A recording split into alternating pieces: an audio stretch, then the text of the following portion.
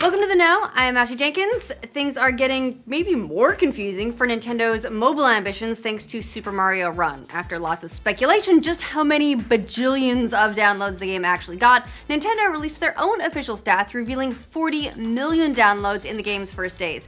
They, of course, didn't include how many of those 40 million converted into actual sales, but new estimates from analyst Sensor Tower put the revenue generated at around $21 million so far, which means only about 8% of people who try it buy it. Despite all the mega millions it's making though, things are still continuing south for Nintendo's stock prices, which have now fallen a total of 11% since the game first released. The major sticking point with the game still seems to be its $9.99 entry fee, or $15 some places internationally. We're real sorry for you guys. Nintendo finally commented on the pricing model to Reuters, saying they wanted to assure parents they wouldn't keep getting charged for the game long term.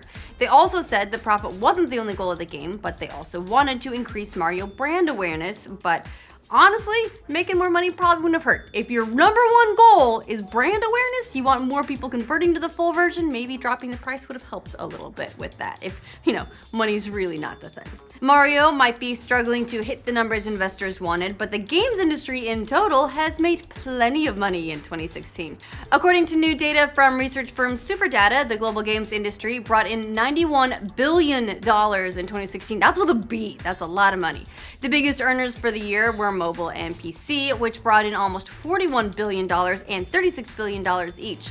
Pokemon Go and Clash Royale were some of the notable contributors to mobile revenue, and on the PC side, free-to-play games generated half of the master races, $36 billion, with League of Legends bringing in nearly $2 billion all by itself. Meanwhile, consoles accounted for $6.6 billion in revenue and gaming video $4.4 billion. Overall, all these billions are quite a bit higher than last year's $74 billion, so gaming is doing just fine in terms of growth. Except for VR, but hey, there's still time. More voices are weighing in on the Switch's supposed power, including the infamous analyst Michael Pachter. In a new episode of his YouTube series, The Pachter Factor, the Pack Attack talked about the Switch's potential graphical underperformance, but also added one bright note for hopeful Nintendo fans. According to his game development sources, the Switch is the easiest console to develop for out of the big three. That is definitely a good sign after the third-party woes of the Wii U, and really every Nintendo console of the last decade or so. And it aligns with other earlier rumors pointing to PS4 and Xbox One ports hopping over to the Switch relatively easily.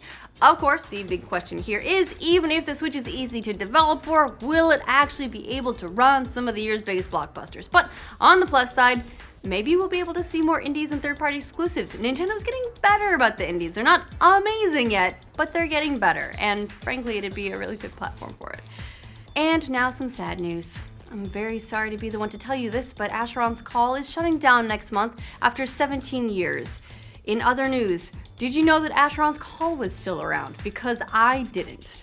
Yeah, the venerable MMORPG, which launched in 1999, around the same time as EverQuest and Ultima Online, is closing its doors along with its sequel on January 31st. The game hasn't actually been updated since March of 2014, so the writing was kind of on the wall there. Still, it's a little bit sad to see a venerable old MMO finally biting the dust. I mean, how long is 17 in MMO years? Like a million? In other closure news, the Pokemon Prism ROM hack has also been canceled after its creator got a nasty letter from Nintendo. Apparently, Nintendo's lawyers aren't cool with other people using their intellectual property. Who knew? Pokemon Prism blew up after a preview trailer got millions of views, and the developer was planning to release it on Christmas after 8 years of work. The game was going to include a new region, an original story, and 20 badges to collect based on the Game Boy Color Pokemon games. But yeah, not anymore. Sorry, this is the darkest Christmas. Lawyers said no bueno. Now the creator's website just has a brief thank you note to fans and a link to the legal notice. Want to know who's going to star in the upcoming Avengers Infinity War movie? A casting call has revealed some interesting details about who will be battling Thanos in 2018. The listing on moviecastingcall.org features a full cast list and some rumored characters. According to the list, Captain Marvel will appear in the movie, presumably played, of course, by Brie Larson, as well as the full Guardians of the Galaxy cast, and ditto for Black Panther and Karen Gillan as Nebula, also from Guardians of the Galaxy, since she may be like joining up as core crew now. Interestingly though, Spider-Man not on the list. Infinity War will hit theaters in 2018. We got plenty of time, and I'm sure we'll have all kinds of juicy details before then. Tony Stark's AI buddy Jarvis was the stuff of comic books and movies, but now it's becoming a reality. Well, reality if you're a billionaire who owns the world's most popular social media network. Mark Zuckerberg revealed his own version of Jarvis this week, which is actually way lamer than its fictional counterpart. You know, welcome to everything. IRL Jarvis can play music, open the front gate, make toast, and wake up Zuckerberg's 1-year-old daughter. However, one upgrade Jarvis might get in Zuckerberg's world is that his AI assistant will be voiced by Morgan Freeman. Okay, yeah, that's pretty cool. When the idea for Jarvis was first unveiled earlier this year in a blog post, the comment section was filled with requests for the AI to be voiced by none other than Freeman himself. Being a billionaire and all, Zuckerberg was able to call up the Morgan and ask him if he'd do it, to which the actor replied, yeah, sure. And now the rest of the world is super jealous, and why wouldn't be? But hey, at least it's not an anime girl. Russian cybercriminals used a fake web browser to scam more than $180 million from the online ad industry. The fake browser, which is called MethBot, was used by a ring of thieves who took millions from companies to run expensive video ads. The Russians would then deliver those ads to hundreds of thousands of fake web pages instead.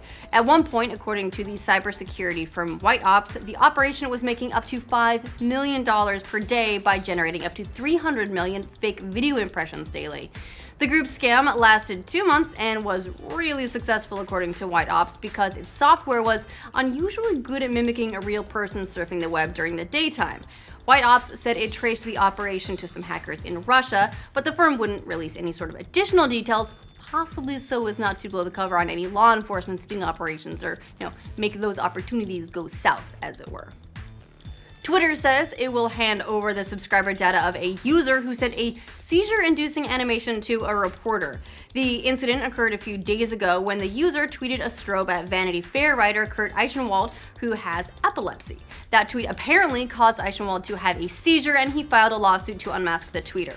The incident follows some drama between Eichenwald's publication Vanity Fair and presidential-elect Donald Trump. It started after Vanity Fair wrote a scathing review of the Trump Grill restaurant, of all things, and Trump, like he does, lashed out on Twitter. Eichenwald has covered Trump pretty extensively, and he's had seizure-inducing animations sent to him in the past. According to Twitter's transparency report, the company received 2,520 similar requests in the US in the first half of 2016 and complied with 82% of them.